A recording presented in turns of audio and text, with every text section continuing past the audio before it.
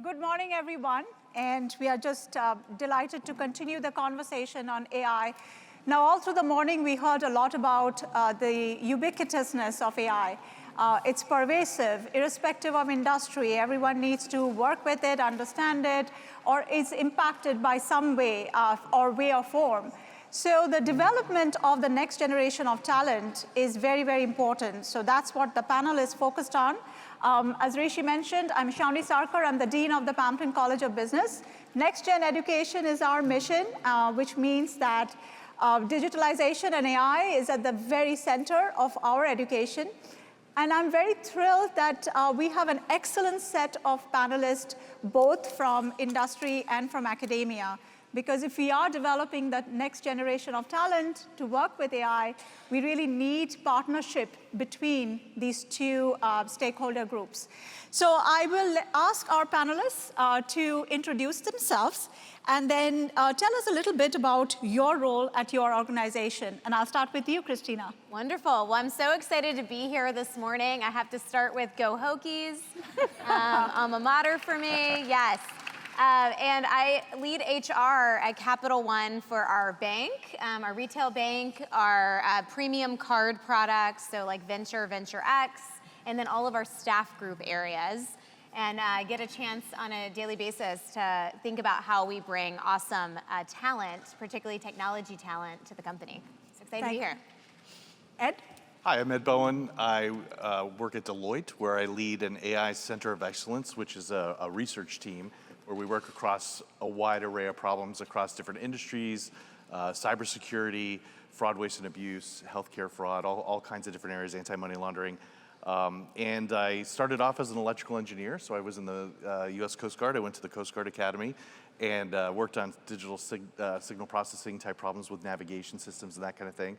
I'm a big believer in continuing education and the value of being a lifelong learner, so the Coast Guard was wonderful to me. They sent me to graduate school in electrical engineering. Then I did a payback tour at a research lab where I did an MBA at night. It was co-located with a university.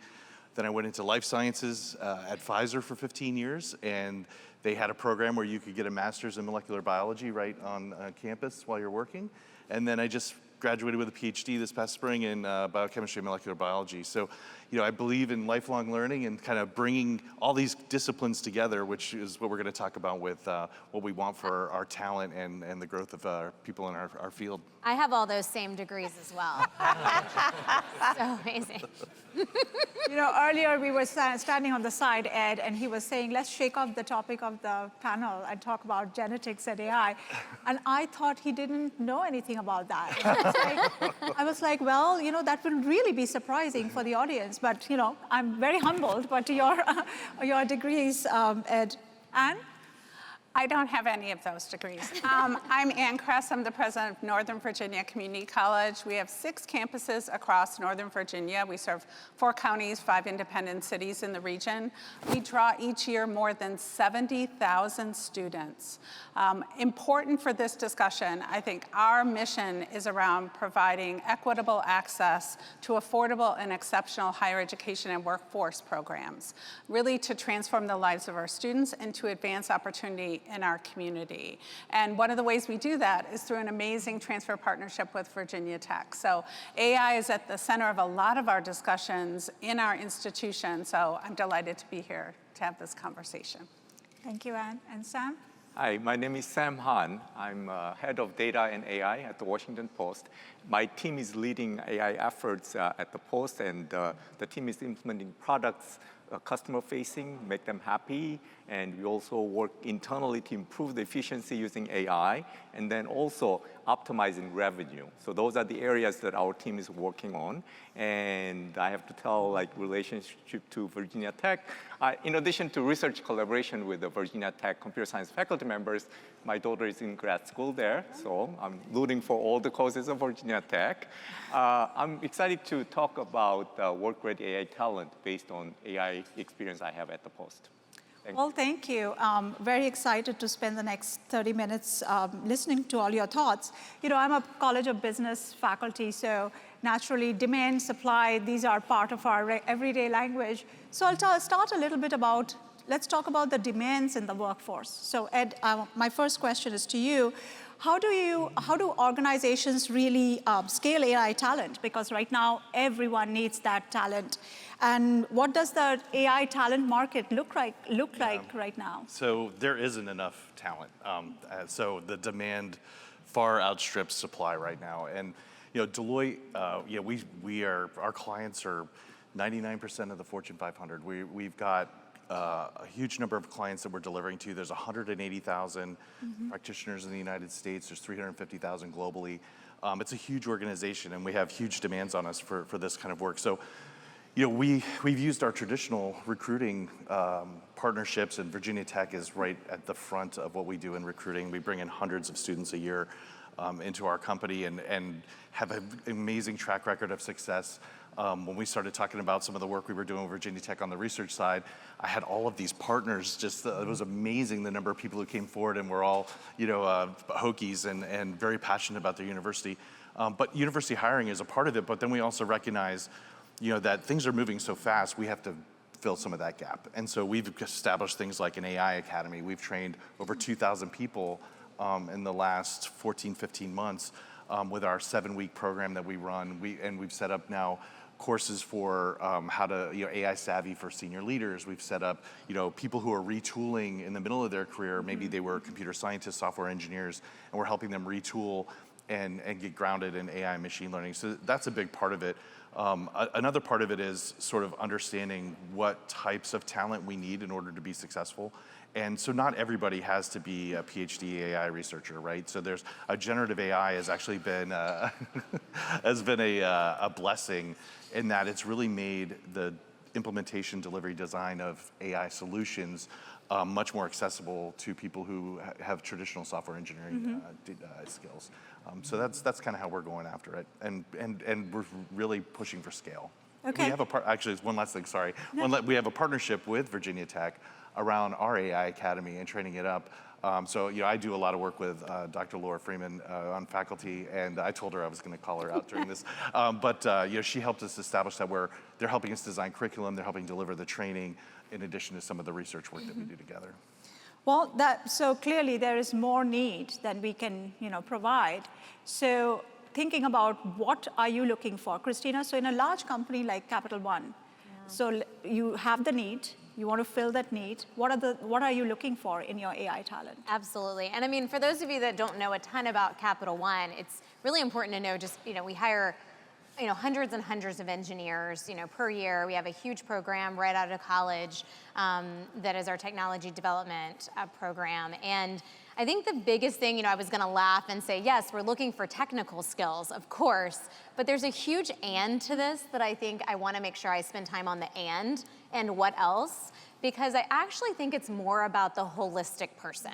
I will say, as we're moving into, people gaining more and more of these skills, there's so much happening where we're pivoting to learning new skills. I mean, we heard what, Warner said this morning, 5-10 years from now, it's gonna be a whole new landscape of what we're looking for on the skill side. So for us, the holistic person also has to be able to have creative problem solving, being able to think about how to break down a problem and solve it in the right way at the right time and have judgment. So I think also one of the big things Capital One's looking for is, mission-oriented, culture-driven leaders of the future that are truly gonna be able to think about what's next and not be so siloed in what might be happening right now, but actually have that growth mindset that is super important to growing. And so I think, we're gonna talk a lot today about technology, but I also think we need to focus on the whole person. And I find that that's a big differentiator when we're out on campus and we're looking for, who really has that mentality to actually be a great leader of the future. Okay, so you're talking about some of the macro sort of skills and competencies that you look at in terms of who are ready for embracing that AI, right? I want to shift that to a little bit more of a micro question, and this to you, Sam. Now, let's say that the individual is coming into a company like that, but now has to work side by side with AI. What skills do you look for, or you think would be helpful for them to really collaborate with AI? We heard so much about the human in the loop this morning, so any insights on that? Yeah, so I think we need people who can work between technology and humanity, as Christina mentioned. Right? the collaboration, communication, all these soft skills are critical to make the technology come to life. And based on the experience I had with the Washington Post, I come to realize that emotional intelligence is critical in bringing AI to the organization like news media. So in order to understand the culture and the reaction to new technology from the newsroom, you really need to understand the history of the news industry in general, right? This industry faced existential threats as new technology emerged, like web, social media, mobile devices, and a lot of smaller local newspapers failed to survive. And then there were a lot of layoffs of journalists and all. So you really have to understand that. And when you trying to implement AI and you want to talk to them with empathy, understanding of their fear, their concern, their anxiety, you really have to bring them to the team together, saying, it's not like convincing, it's more like bring them really into a team saying, we really need to adopt this technology to bring younger or untapped audiences to us. And then the tools we're building will improve the efficiency of the company as a whole. Right? So in order to do that well, we need some technologists with a lot of emotional intelligence. So that's kind of example that I can bring. So just to kind of dig deeper into that, I remember reading this article about AI in the journalism industry, right, specifically, and the journalists feeling this dual sort of thing. On one hand, they love the fact that a lot of the data mining and large research aspects that often journalists may not be like, that's not their preference, is done by AI, but on the other hand, the automation aspect of it, right? Yes. So they want to write the articles, and they want to spend time on their storytelling and get someone, AI, to do the research, but there is the other. How are you getting your colleagues in the field of journalism sort of to embrace this dialectic that's going on? Right, so we are trying to work with them and like convince them the co-pilot is AI. It's not going to replace their work. They can focus on creative work. That's what they are signed up for. And then all other manual work, so like for example, tagging the content and preparing for SEOs and all, there's AI assistants to help.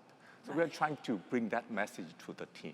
So not substitution, but augmentation. Exactly, right? exactly. And what's your thought on this working with AI, collaboration with AI, and human and AI sort of view? Well, one thing I'll put out there is we've taken to calling what we used to call soft skills durable skills. Right? Because one of the things that AI has taught us is how quickly a very specific technical skill set can be subsumed by an advancement in technology. Right? So it's those durable skills, the creative thinking, the problem solving, right? The communication that's so critical. Because you might be able to have an AI tool that can do what can be automated, right? At least right now, it could get even further. But one of the things I want to put out there is that when you look across the Commonwealth of Virginia, more than 95% of the employers are not Deloitte, they're not Capital One, and they're not the Washington Post. Right? They are small to medium-sized businesses that do not have the capacity to reskill, upskill, cross-skill their existing workforce to work within the current changing environment. So I think that's really important to understand, right? And that's a place where a community college could come in. So we began working with artificial intelligence probably 5 years ago when we started a project with the US Marine Corps around machine learning. So from that, we've built a certificate in machine learning and data analytics. From that, we then built a certificate in data analytics and artificial intelligence. We've stood up a community of practice in artificial intelligence to train our existing workforce, right? That's really important. All of our institutions of higher education, we have folks who are working every single day to do honestly very mundane and morale-busting activities that could be offloaded to AI. right? What are we doing as institutions to address that? As well as, how do we prepare our students across every single discipline for a world in which an AI skill set is going to be required? Right, there's data right now that this region, the DMV region, is second only, and second by like this much, second only to Silicon Valley in the number of job postings that have some AI skill set as a component. So if we're not coming together to help our students then succeed in this environment, if we're not coming together to help our employees succeed, and if we're not coming together in a very meaningful, collaborative way to help these tens of thousands of small and medium-sized enterprises upskill their own workforce, then the AI potential is really lost. And I love that. I'm sorry, but I love that because I think that fills such a need in terms of this idea of being a lifelong learner. Yeah. And you're right, the durable skills. So what you're learning today about how to use PyTorch or TensorFlow or whatever, that it's going to be something else in 5 years. So learning how to learn, learning how to adapt, because it's going to change. So you need to be able to adapt. And I think, you know, the other idea I love, my wife's an elementary school teacher, and so I go to her all the time, and I'm like, so what do you think of this? And how do we, you know, and we're putting curriculum together for, and she always talked about the push around reading across the curriculum. So even in math classes, you're teaching, like you're reinforcing these skills. I think AI is going to fit in there too, right? So it doesn't matter what major you are in college. You're going to have to understand how, you know, you have to maybe take a machine learning course the way you take a math course or a science requirement. And then, you know, for the humanities, you know, it's so important that we're thinking about, you know, okay, we can do something from an engineering perspective, but should we be doing it? Yes. And how do we make sure that we're doing having the right outcomes for society? See, I love this. This is industry-academia partnership going on right here in the panel. I think you both have touched upon sort of the next question I was going to ask. So, Ed, you talked about there is not enough AI talent. You have, and Christina, you alluded to that. And you talked about, you know, the reskilling, and you both were referring to the lifelong learning. You were mentioning about AI Academy in Deloitte, Ed, and all of these things that you do, but here are educational institutions there where we can help you, and so that you don't have to do the AI Academy, right? So how much is that gap? And you've done some research in terms of the talent need here in this region. What's that gap between those who have AI skills and those who do not have AI skills? What are those specific skills that you both are giving, and how can the educational institutions, community colleges, help fill that exact need? Sure, and I think it's a great question. So I'm going to give everyone a data point for the Commonwealth of Virginia. And that is, the Commonwealth of Virginia has about 8 million residents. 3.5 million adults in Virginia have only a high school degree or a high school degree in some college, but no meaningful credential. So when we're saying we can't find talent, the reality is there are folks in every single community who right now are on the outside looking in, trying to find that door. Right? And so integrating AI beginning in high school is critical, right? And helping folks to understand that this is something that they'll need for the future, but also something that would be incredibly valuable for them.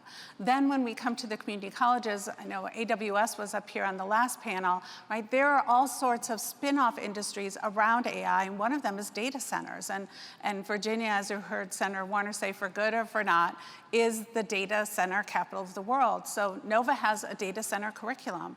We were one of the first to develop it. Now what we're doing is we're spreading it out across Virginia to 9 other community colleges to help upskill the workforce that's in their communities. Right? So a lot of this is through collaboration, because if we continue, nothing against Virginia Tech or UVA or our great partners at George Mason University, but if that is the only place we are looking for talent, you will never fill these jobs. And the last thing I'll say, I want to go back to the fact that we started machine learning with the US Marine Corps. There are also lots of veterans leaving service who have incredible opportunities for security clearances, but maybe don't know that they could be connected to pathways like this. And another incredible opportunity to grow that workforce right here.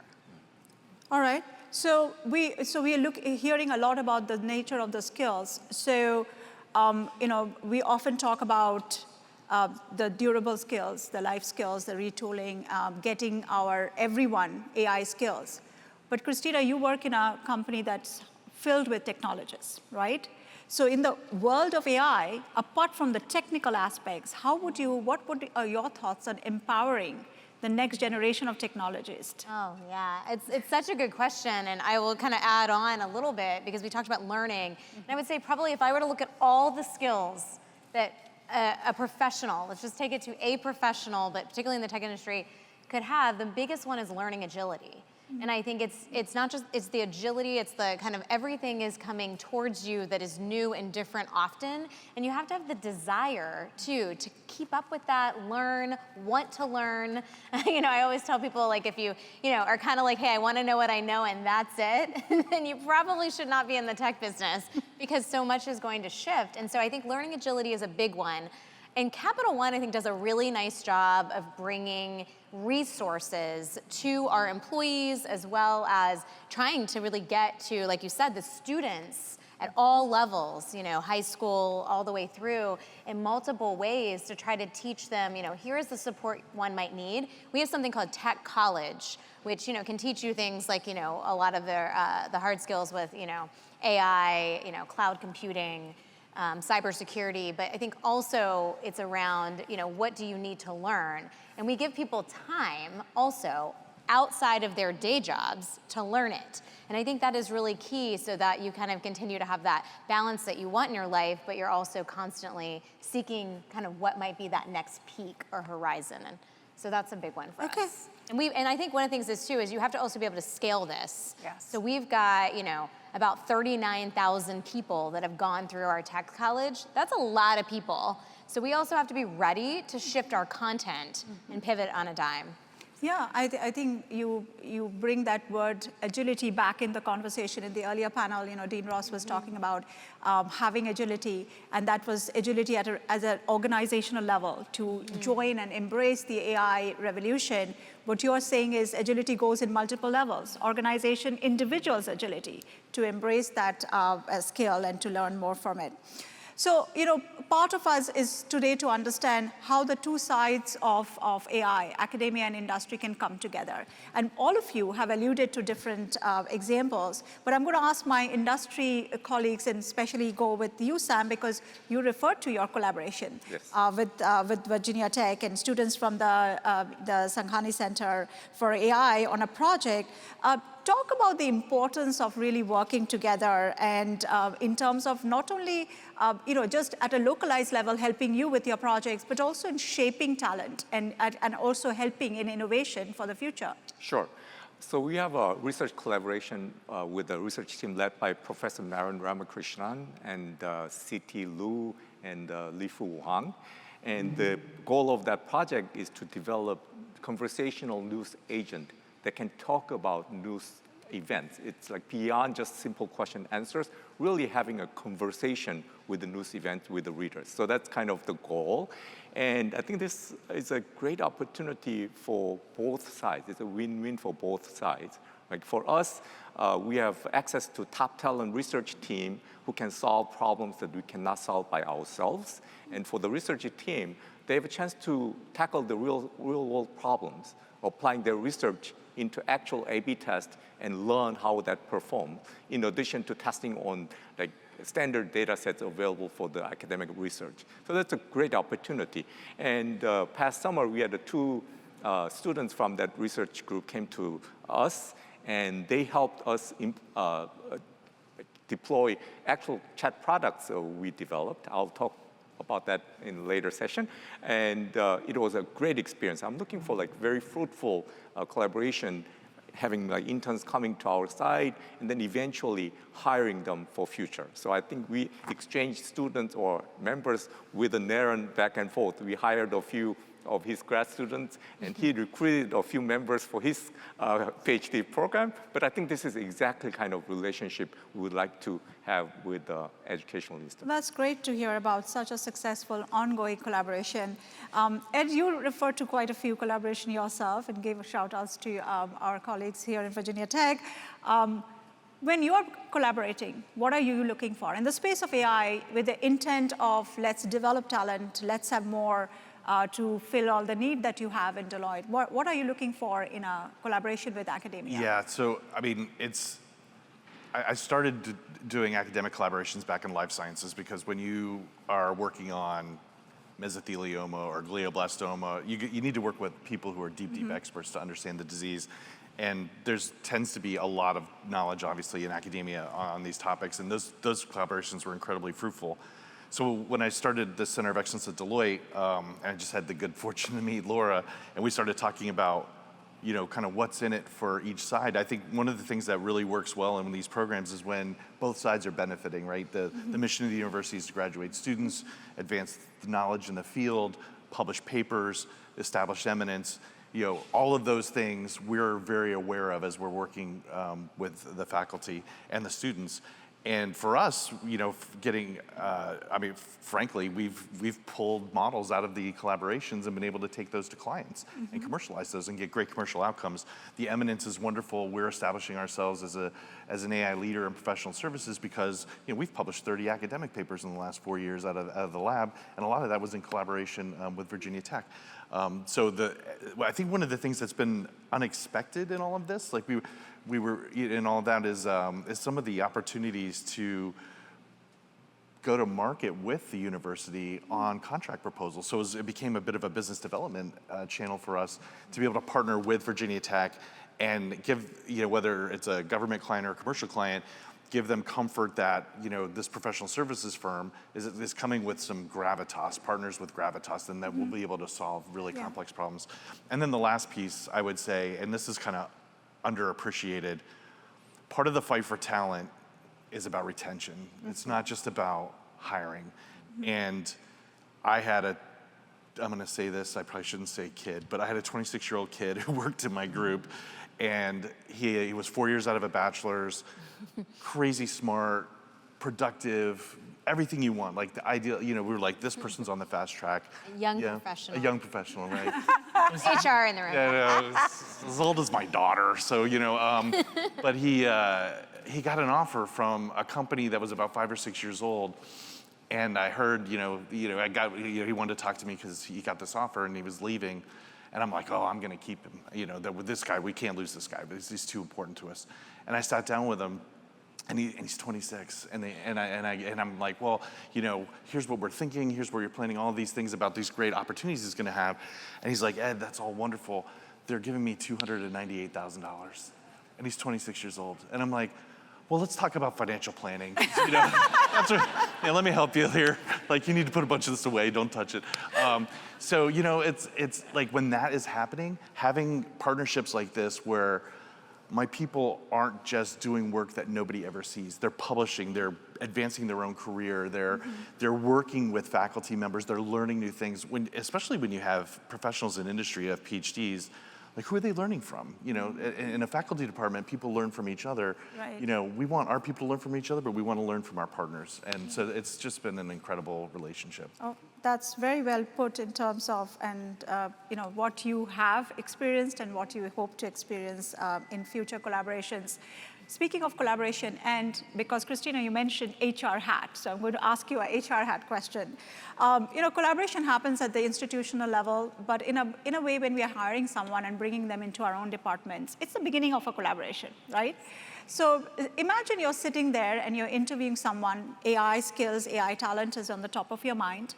As HR leader, what would be the experience and mindsets that stand to you? And you're like, that's the person, that's the one I want to collaborate with in my own institution. Gosh, you're getting me in such a passionate question here because it is such a key part. I'm gonna harp for a minute on storytelling because, you know, hopefully you appreciate that too. There's a huge amount of how you tell your story when you're in an interview, when you have that moment and you're kind of working through it. And I'm really looking, you know, I can hear all about the resume all the time. I can hear about, you know, people sometimes go through an exercise of telling me about all the things that they've done. But really what I want to know is about their experiences and like maybe a little bit about what's behind the resume, like why did you make these choices? You know, what was behind the why? And so, I mean, I will tell you one of the biggest things that I think about often was I was interviewing at Capital One for an HR role, take it back 14 years ago. And I was going through all the HR, you know, related background I might have had. And then they said to me, you know, the question was, you know, what's the proudest accomplishment that you've had? And I could have gone with an HR answer, but instead I chose to actually talk about my Virginia Tech leadership experience and talked about the fact that I started the big event at Virginia Tech. I don't know if anybody knows about the big event, but it's largest community service day, student run at Virginia Tech, and it was an amazing accomplishment. And I felt like, even though I was way out of college, I went back to the moment and the lessons learned, and that told them who I was as a person. That was about a character moment. And I do think that if you are in an interview, sharing that character moment doesn't have to be in the last 5 years. It could have been, 10, 15 years ago, but it gives people the why on who you are. Wow, that's great, Bert. All right, I think we're coming to the close of the panels, but we can't close without some important takeaways. So in 20 seconds or so, or 30 seconds, just tell us what excites you about the future workforce. And I know, AI is sort of there, and then it will be quantum, and then it will be something else. But what's one point of excitement? Sam, I'll start with you. Okay, yeah, I think in addition to having great experience for readers and newsroom, I'm excited about our software developers with AI tools like GitHub Copilot. And that helps like design of the code, actual writing the code, documentation, helps writing a unit test. It's a great tool, and it brings some changes to our organization right away. I can share an example. Our CTO started coding again with that help of the agent. And instead of telling members to do certain POC, he did POC and shared the code. That's the change coming, and I'm excited about that. Anne? So I know that Reid Hoffman has called this the cognitive industrial revolution. And to me, that's incredibly exciting because every single year, NOVA will transfer close to 11,000 students to universities, the majority of them in Virginia. And we know that our students have the talent to help shape that cognitive industrial revolution and to play leadership roles within it. So that's what excites me. Okay. Ed? I think I'm most excited about what's happening in biomedicine. So the idea that AI is accelerating our ability to understand disease, understand genetic causes of disease, understand what targets we should be going after with medicines, whether genetic targets, genetic products like proteins and that kind of thing. And then our ability to augment medicinal chemists who, medicinal chemists, the field of chemistry, they probably design molecules in this much space out of this vast, vast chemical space that nobody's ever looked into. And so AI is really helping them see things that they wouldn't see on their own as humans. And we all have people in our family and who have dealt with illnesses, cancer, other things. I think the rate of acceleration of our understanding disease and designing molecules or interventions that are going to cure those diseases, AI is going to be right at the forefront of making that happen in very short order. All right. And Christina? And I'm excited about who's going to change the world next. Like, really. I mean, I think you never know who's around the corner or I love that Margaret Mead quote, which is like, never doubt that a small group of committed citizens can change the world, because that's all that ever has. Like, we don't even know who's right around us that could really unlock the next big thing.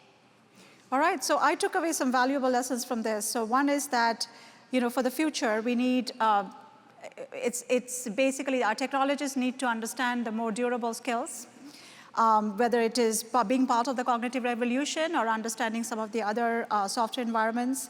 Transdisciplinary work is very important. You talked about AI and medical sciences.